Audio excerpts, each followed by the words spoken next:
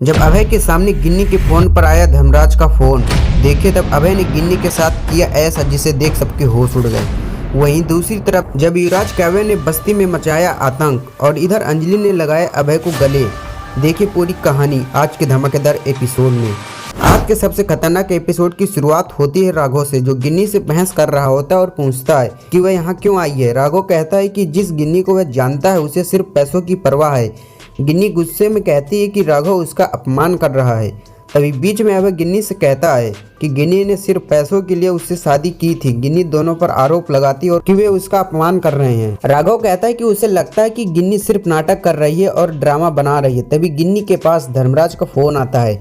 अभय पूछता है कि कौन फोन कर रहा है। गिन्नी अपना फोन नहीं दिखाती है और जबरदस्ती फोन लेकर कॉल उठा लेता है। अभय धर्मराज से पूछता है कि वह कौन है। धर्मराज समझ जाता है कि गिन्नी बात नहीं कर रही है।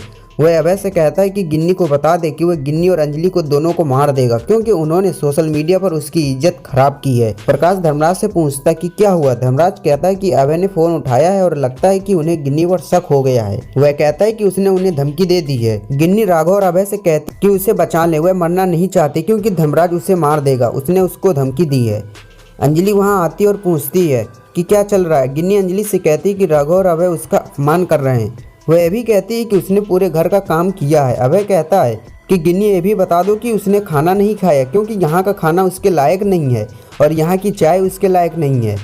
तभी प्रदीप और स्टेफनी आते हैं और बताते हैं कि कुछ लोग गाड़ी में आए हैं बाहर और गिन्नी को ढूंढ रहे हैं। गिन्नी को याद आता है कि उसने खाने के लिए धर्मराज को फ़ोन किया था, क्योंकि वह यहाँ का खाना नहीं खा सकती, उसको अच्छा नहीं लगता, उसमें टेस्ट नहीं आता। वह कहती कि जरूर धर्मराज ही होगा और बहाना बनाकर वहां से चली जाती है। उधर गिन्नी देखती है कि युवराज और काव्य उसके लिए खाना लेकर आए हैं। वह स्कॉर्पियो कार में बैठकर खाना खाती है। बाद में वह धर्मराज से फोन पर बात करती है और कहती है कि वह यहाँ सब संभाल रही है। तभी काव्य देखती कि प्रदीप और स्टेफनी वैन की तरफ आ रहे हैं और गिन्नी को बताती है कि गिन्नी उन्हें वहाँ से देख लेती है और कहती है कि ये तो पास में आ रहे हैं और युवराज और काव्य को भेज देती है। दूर से प्रदीप को वैन के अंदर युवराज नजर आता है। इसके बाद युवराज और काव्य वहां से चले जाते हैं।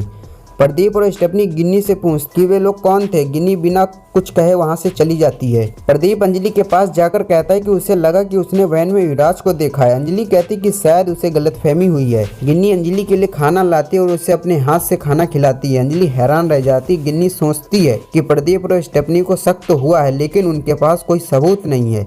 अभय को अभी गिन्नी पर शक है कि और वह उससे बहस करता है। निवेदिता अभय को शांत रहने को कहती है और बताती कि गिन्नी ने आज बहुत काम किया है, किचन में मेरे साथ काम में हाथ बटाया है। वह सबको खाना खाने के लिए बुलाती है और अंजलि भी मान जाती है। और तभी अंजलि के हाथ लगता है ऐसा सबूत जिससे अंजलि को गिन्नी के व्यवहार पर शक होने लगता है। आज का एपिसोड यहीं समाप्त होता है दोस्त। अगले एपिसोड में रात में अभय अंजलि के कमरे में जाता है और कहता है कि गिन्नी को घर से निकाल दे। तभी अंजलि उसे गले लगा लेती है, लेकिन तभी अभय के पीछे से अंजलि की आवाज़ आती है।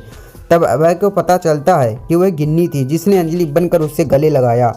अंजलि के हाथ लगे कुछ ऐसा सबूत जिससे गिन्नी का खेल होगा खत्म। मित्रों, गिन्नी अवस्थी का हाउस में रहने का असली मकसद जान आप लोगों के पैरों तले जमीन खिसक जाएगी। देखिए पूरी कहानी कल के एपिसोड में। धन्यवाद दोस्तों।